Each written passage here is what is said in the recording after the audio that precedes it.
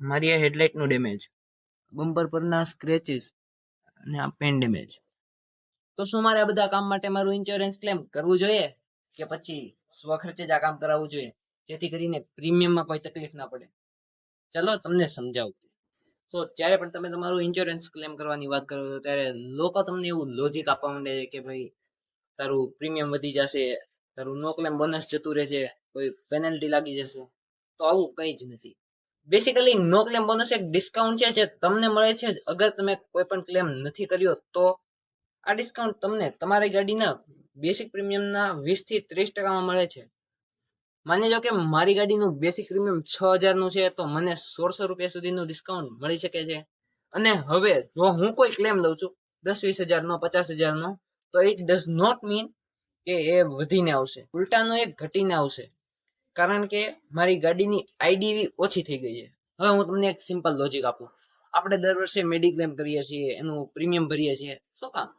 So that જ્યારે આપણને કોઈ બીમારી થઈ જાય અને હોસ્પિટલાઇઝ થવું પડે તો આપણે ક્લેમ લઈ શકીએ, જેથી કરીને આપણે બેસ્ટ હોસ્પિટલમાં જાય, સારા ડોક્ટરને દેખાડીએ અને સારું ઈલાજ મેળવીએ. સો જ્યારે આપણે દર વર્ષે પ્રીમિયમ ભરીએ છીએ તો ભાઈ શું કામ ક્લેમ નહીં કરવા? જો તમે ક્લેમ નથી કરતા તો એ પૈસા તમારા ઘટી નથી જવાના કે નથી વધી જવાના. હવે આવી જાય મેન મુદ્દાની વાત ઉપર. જો લોજિકલી જોવા જાય તો નો ડાઉટ ભાઈ ઓરિજિનલ પાર્ટ્સની કિંમત છે અને વધુ છે, બટ જો તમે આફ્ટર માર્કેટ કોઈ લોકલ ગેરેજમાં કામ કરાવો છો, મે બી એમાં કામ ખરાબ થઈ શકે છે, એની ક્વોલિટી એટલી બધી સારી ના હોય.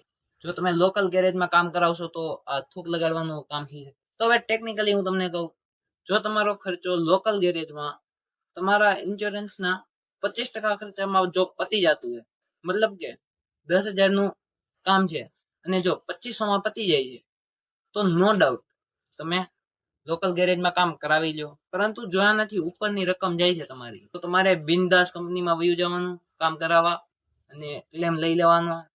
તો વિડીયો ગમ્યો હોય તો લાઈક કરી દો, તમારા ફ્રેન્ડ્સ એન્ડ ફેમિલીને આ વિડીયો શેર કરી દો, જેથી કરીને એમને પણ આ વાત ખબર પડે.